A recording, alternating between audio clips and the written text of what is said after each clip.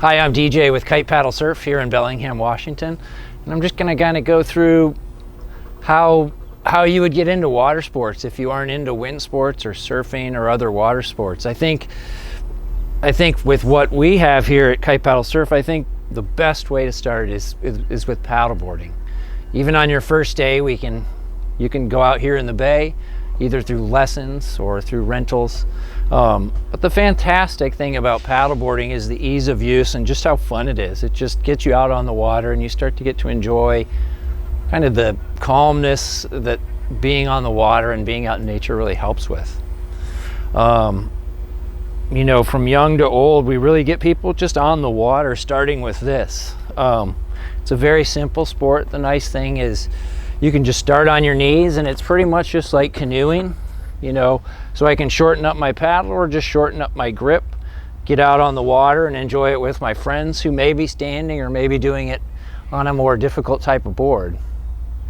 But as you progress, you know, you'll start to stand up and get more comfortable in, you know, calmer and windier conditions. And what you may find from there is that I do want to try more challenging sports. So maybe the second sport, after, you know, getting comfortable on the water and just kind of falling in love with the ocean and paddling time on lakes, maybe you'll want to try a wind sport. And I think the best one to kind of progress with right now in the world of wind sports is with the wing. If I already have a paddleboard and I just simply buy a wing, you know, and right now there's actually great deals on wings. You know, new ones right now are starting in kind of the $500 to $600 range with kind of the clearance prices that are going on. But if I just add a wing to the paddleboard, then I can start kind of emulating cruising like I would on foil, but I don't even need to know how to foil yet. So I just grab my wing, probably at my lake, and start learning to propel myself forward.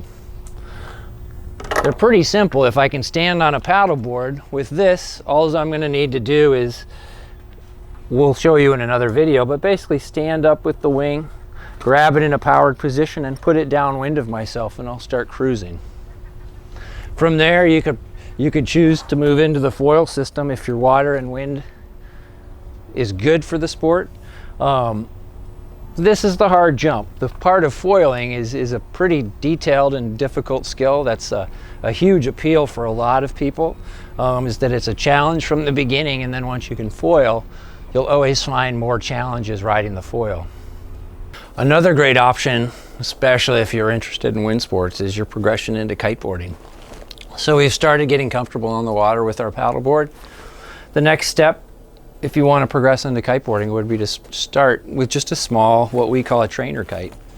These kites range in size from about 1.5 meters, that's the surface area, to about 3 meters. And you really want to just go with kind of a simple 2, sometimes 3 line, but really 2 line trainers are great. These are super fun to use on the beach. You'll start to learn to steer them at first, and then you'll start to learn to generate power and start to get more accurate power. You could even try a trainer kite on your paddleboard. It's actually really fun. Especially important in kiteboarding is to take at least 2 to 3 lessons with a certified instructor so you understand the safety systems. But in your progression into kiteboarding, eventually you'll move into your full-size kite. This one's here in its bag, your harness and your control bar system. And as a beginner, you'll start off on one of these. This is called a twin tip kiteboard. So it can be ridden evenly in both directions. These are very fun to ride, and especially when you first start kiting, just the sensation of the power of the kite is just really overwhelming. It's really fun. This type of board is also fantastic if you want to learn to jump with a kite. A lot of times when you see in videos, kiting's highlight reels are generally those massive, massive jumps. And that's what this can lead into if you want. But you can also progress with kiting into something more along the lines of surfing and ride a kite surfboard. This is the Hydro Short from Firewire. This is a fantastic design in kiteboarding. So they're very similar to a short board. They're just a little bit stronger. We just need them to be stronger because there's a ton of down pressure that we put into a kite surfboard as we're riding under power from the kite. Now that we're over here, we can kind of come into the original waterman sport, and that's surfing. If you love being on the paddleboard and you live near the ocean or where you have access within a few hours of getting to the ocean, there's really nothing like surfing. It's just such a pure form of being in the water and with the water. Generally, you're going to want to start out in most places with something at least in the 8.0 range. So this is the 8.0 pickup stick from LibTech.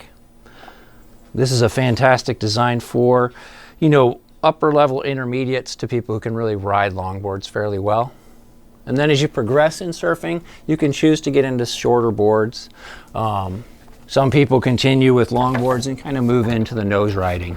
But here at Kite Paddle Surf, we really just focus on being on the water and kind of being in the water and using the natural forces to get foiling, surfing, swimming. So if you have any questions about how to get into water sports or wind sports, give us a call at Kite Paddle Surf at 360-775-2741 or email us at shop@kitepaddlesurf.com. Thank you for watching this video.